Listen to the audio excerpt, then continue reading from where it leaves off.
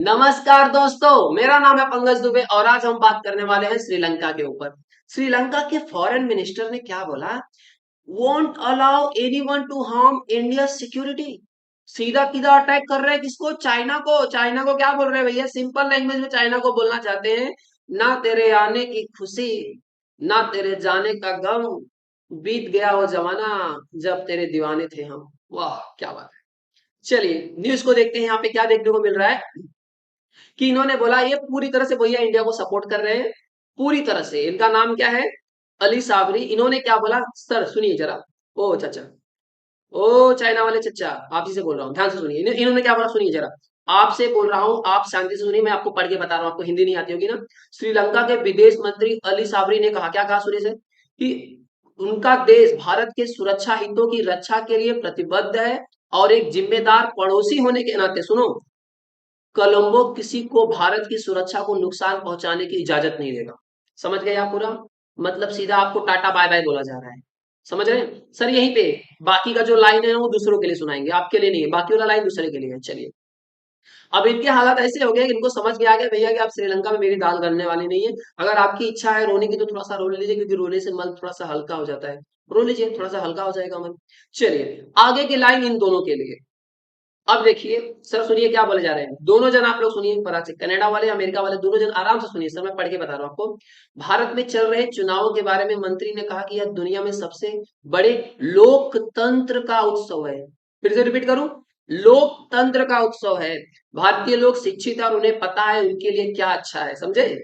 चुनाव में जनता निर्णय लेती है और अन्य को केवल देखना चाहिए, मतलब आपको बोला जा रहा है। इस दौरान साबरी ने कहा कि श्रीलंका चुनाव परिणामों की परवाह किए बिना भारत के साथ काम करेगा। मतलब बीजेपी जीते चाहे कांग्रेस, उसको कोई लेना देना नहीं है। ऐसा ही होना चाहिए देश। पार्टी को क्यों देखते हो भैया? देश देखो ना पूरा। तो मतलब आप समझ रहे हो? आप दोनों बोल रहे थे भैया इलेक्शन ढंग से नहीं हो रहा है, हाँ। आप दोनों को तो टेंशन था खालिस्तान का। हाँ, हरदीप सिंह पन्नू नन्नू पन्नू का चक्कर में पड़े थे आप लोग। ये दोनों खालिस्तानी कबूतर को सपोर्ट करते हैं। और इनको भैया क्या लगते रह गया कि भैया पाकिस्तान में कोई बोलते हैं ना, टारगेटेड बंदरों उंदरों की मृत्यु हो गई, इनको मारा गया। इसका टेंशन इन दोनों जन को ज्यादा रहता है।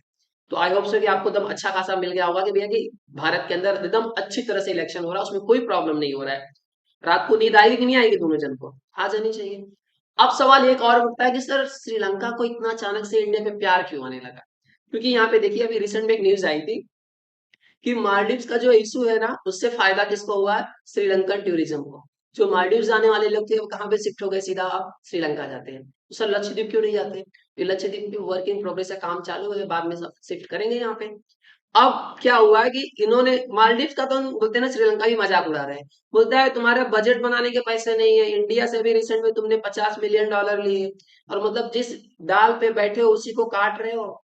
हाँ, मतलब आप जबरदस्ती बोलते हैं ना, बाम्बू के अंदर पैर डाल करके बाम्बू तोड़ने के चक्कर में पड़े हो। बाम्बू तो टूटेगा नहीं, आपका पैर टूट गया, दो टेंशन हो गया ना आपको।